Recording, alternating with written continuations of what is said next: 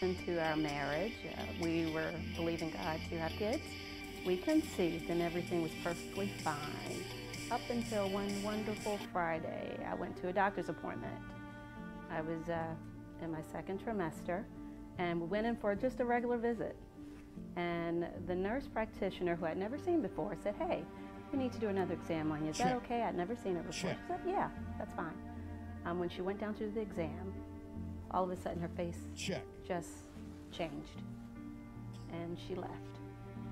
When I found out that I was pregnant, I was involved with Alana's father. We had been involved for quite some time. However, we were not married, but I thought that I would be spending the rest of my life with him. So we were both very happy. She was born, we brought her home, everything was wonderful. However, through the course of the relationship, it became evident to me that we were unequally yoked. I thought I had the flu, so I'm surprised she's okay because I took down a lot of NyQuil. And I went to the doctor and I told him, and he was like, "Well, Miss Jones, you're pregnant." And I was like, "No, I'm not. Can you give me something else?" And that's exactly what I said to her.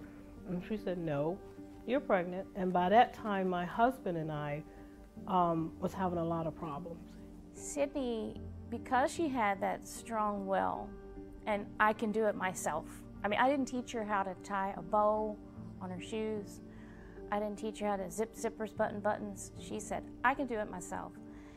And it really came in handy, that personality of hers. God really created her for what was yet to come. And she was soon going to be a big sister. So we were thrilled to be expecting another baby. But she came back in and she examined me again and she asked me, "Do you feel anything?" And I said, "No." She said, "You're actually in labor and you're actually dilated."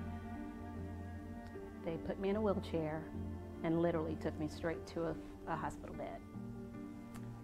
At that time, I didn't really understand what was going on, but all I knew is they put me in a bed, my feet were elevated above my head, and they were trying to give me medicines to stop the labor pains, which I could not feel.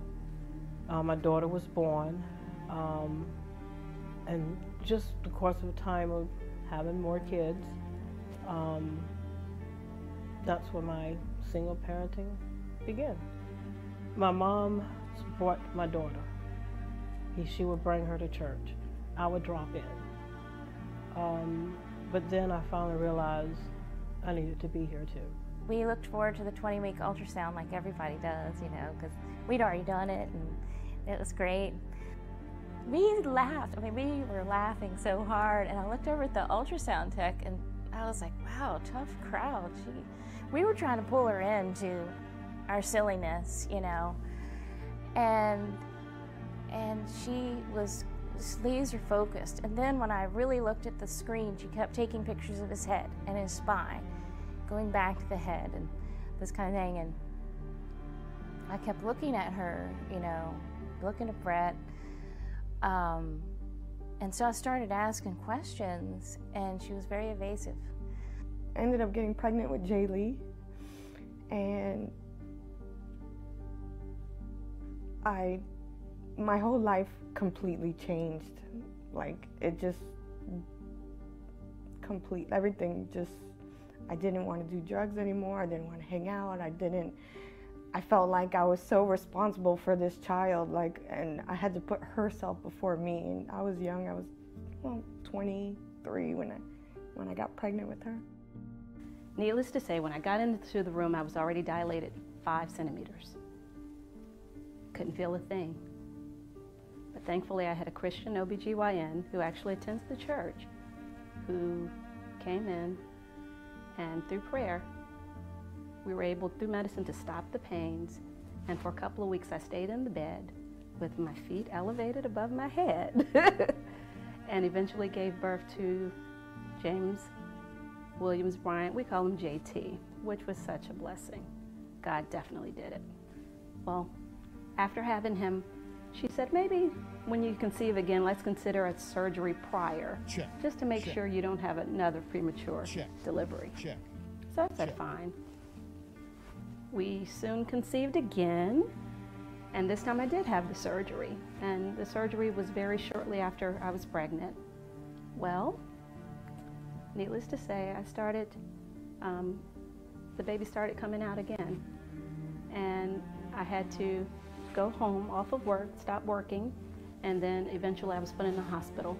And this time, I was much earlier. I was around 20, 21 weeks pregnant. I finally said, I know it's bad. I can read you guys.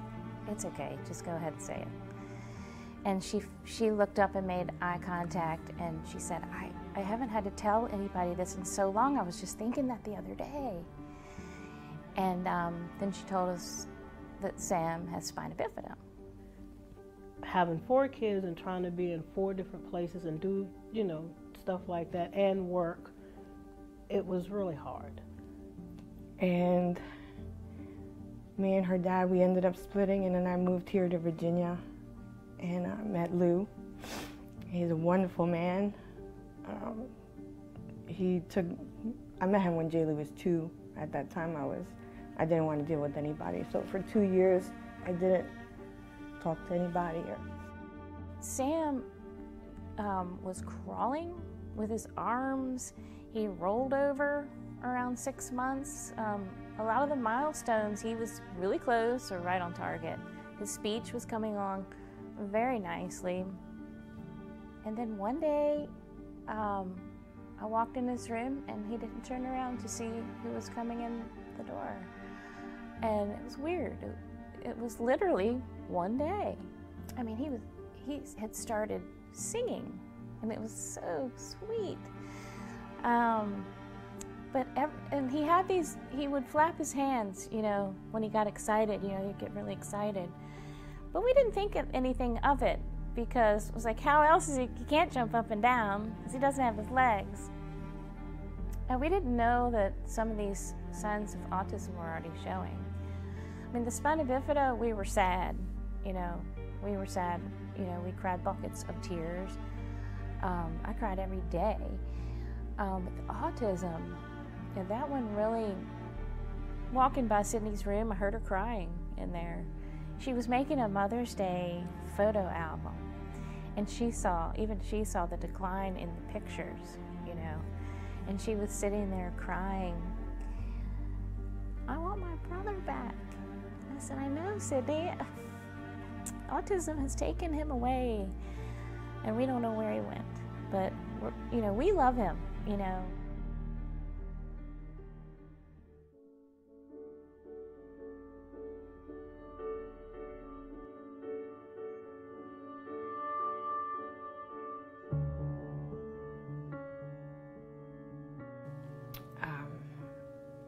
And then one day his brother invited me to church. And he was the first one that invited me to WEAG. And I went. And then ever since that day, I just kept coming. It was Easter Sunday that I came that day. And I just knew, this was it. I needed to be here.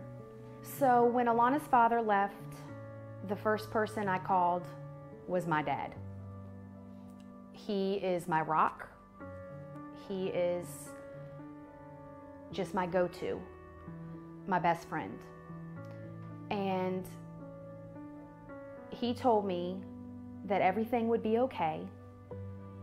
And then he reminded me, where's that faith you're always talking about?